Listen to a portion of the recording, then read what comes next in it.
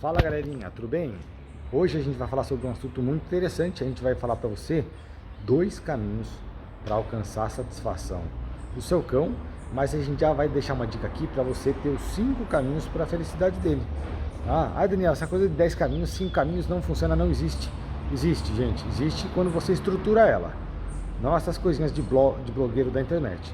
Estou falando de coisas estruturadas, estudadas, né? Teve um cara chamado Maslow, que criou uma coisa chamada pirâmide de Maslow. Entra na internet aí, já busca isso aí, para você entender um pouco melhor. E ele falava sobre as necessidades do ser humano, enquanto a sua satisfação com sua vida e a felicidade que ele poderia encontrar nessa vida. Tá? E essa pirâmide foi adaptada a diversos setores, como por exemplo o setor empresarial, como alcançar a satisfação do seu funcionário para ele ter uma produção maior, uma produção melhor, né? E uma doutora chamada Linda Michaels, ela criou uma pirâmide de Maslow para os cães. Tá? E aí ela categorizava as necessidades baseada na pirâmide de Maslow original. Ela te dava as diretrizes para que o seu cão pudesse ter um equilíbrio emocional. E equilíbrio emocional é satisfação, é felicidade, né? Você não precisa estar o tempo todo eufórico para estar feliz. Você só precisa se sentir seguro, estável e tranquilo. É isso que é felicidade, né? E o primeiro nível são as necessidades básicas, tá?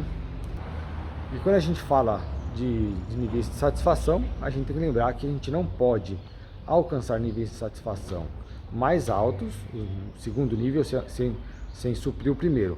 Não podemos passar para o quarto nível sem ter suprido o primeiro, segundo e terceiro. Existe uma etapa, existe uma sequência que nós devemos seguir, tá? Então eu vou falar de dois níveis aqui, os dois primeiros, que são os principais, que é onde a maioria das pessoas já falha, e é onde o cão já começa a apresentar sintomas como ansiedade, estresse, reatividade, né? São sintomas aí de alterações comportamentais em relação ao próprio ambiente, nível de satisfação do animal com a própria vida dele, tá? Mas antes de eu falar, por favor, deixa seu like aqui e segue nosso canal do YouTube. E também segue nosso canalzinho de Instagram, lá no nosso Instagram, vou colocar aqui na tela para vocês, tá bom? Pra gente poder produzir mais conteúdo e conteúdos melhores cada vez mais, tá? O primeiro nível, gente, é fácil, são as necessidades básicas, ou seja, água, alimento, abrigo, segurança, né? Então, quando a gente fala de água, abrigo, alimento, fica fácil, é casa, água e comida. Mas e quando a gente fala de segurança? Será que você está oferecendo segurança para o seu cão? Quando você não leva ele para passear, ele fica ansioso. Quando você se despede dele, faz um ritual de despedida e deixa ele em casa sozinho, você está deixando ele ansioso. Quando você chega em casa, ele começa a pular eufórico e você reforça esse comportamento, você deixa ele ansioso. Tá? E animais ansiosos, quando ficam sozinhos, eles precisam fazer alguma coisa para gastar essa energia toda. Muitas vezes é destruir alguma coisa.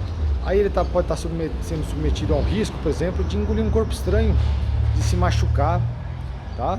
Animais que são muito dependentes emocionais e têm fobias, por exemplo, na época de final de ano, com os trovões, com os rojões, melhor dizendo, né?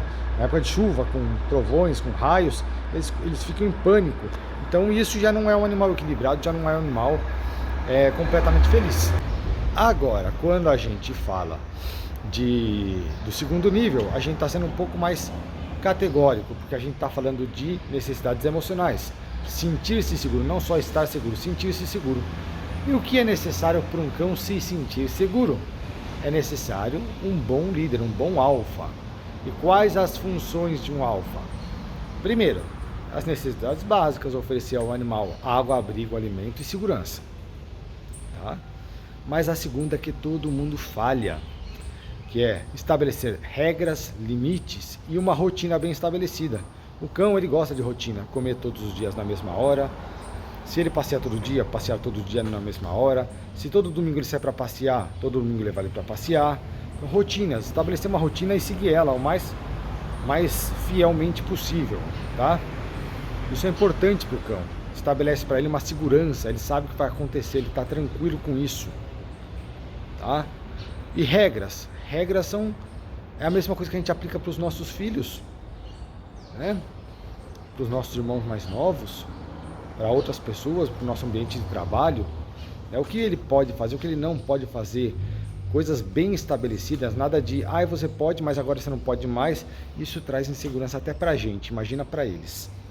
Tá? Se a gente não é um bom líder, a gente não estabelece bem as regras, as pessoas têm muita pena de brigar com o cão, de corrigir o cão, e aí terminam deixando o ambiente para ele muito inseguro. E aí é onde começam os problemas comportamentais, como por exemplo ansiedade, reatividade, estresse, dependência emocional. Então a gente quer evitar isso para oferecer uma melhor qualidade de vida? Queremos. Como a gente faz isso? Principalmente estabelecendo regras, limites e uma rotina bem estabelecida. Tá? Eu já falei sobre regras e limites. Vocês podem entrar nos outros vídeos, vejam os outros vídeos. Lá está falando um pouquinho sobre isso, tá? Mas é importantíssimo estabelecer e que as regras sejam fixas, tá bom? Não pode relativizar essas regras, tá bom, gente? Esse era o vídeo de hoje. Dá um like aqui, segue nosso canal, por favor. Um abraço e até a próxima semana. Falou, tchau, tchau.